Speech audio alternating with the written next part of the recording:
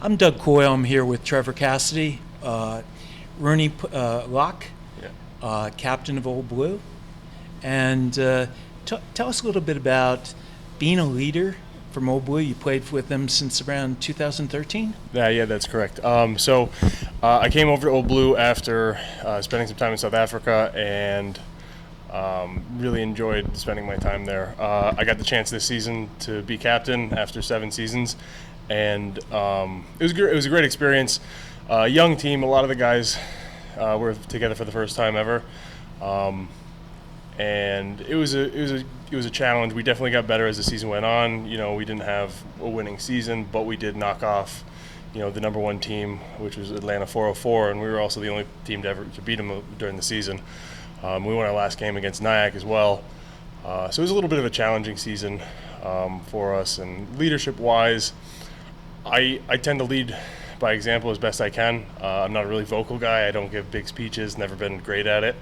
But I like to try to think of myself as trying to lead from the front with how my actions, like helping on the field as much as I can, helping guys one-on-one if they need the help.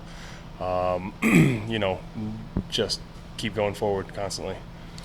You have a different player pathway than some people.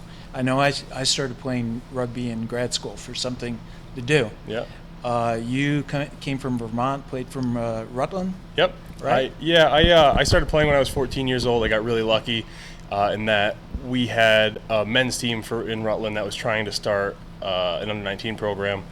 My history teacher, TJ Moran, kind of put the bug in my ear because just talking about it during classes, coming in with a black eye. At 14 years old, you're like, oh, that guy's awesome. I want to do what he's doing. So I started playing under 19s when I was 14. We had a lot of great guys that were volunteering from the Rutland men's side: Keith Page, Steve Long, Franklin Dean Farrar, TJ Moran. I know I'm forgetting a couple and I feel bad, but those are the guys that are sticking out right now.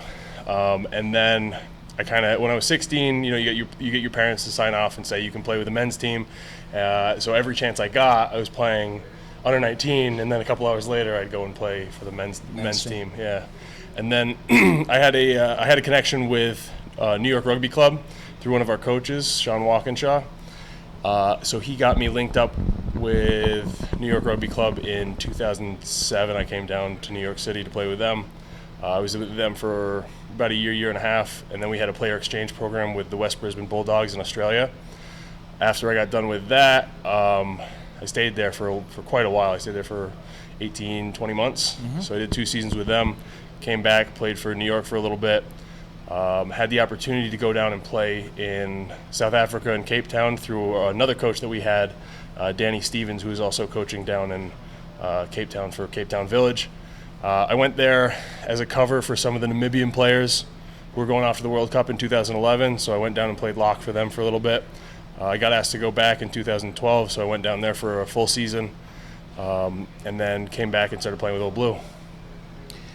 Do you have any recommendations for somebody that wants to be a professional rugby player, considering your pathway? Yeah, the best advice I can give anybody is when an opportunity comes, take it. You can always come back. You can always find a job, but sometimes those opportunities to go play in New Zealand, Australia, South Africa, England, France, wherever, they might only come just that one time, and I'd say take it every single time. Obviously, unless you're going through an MLR pathway. Yeah. Well, good luck in the season. Yeah. And thanks for doing the interview. Of course. Thank you very much, Doug. Okay.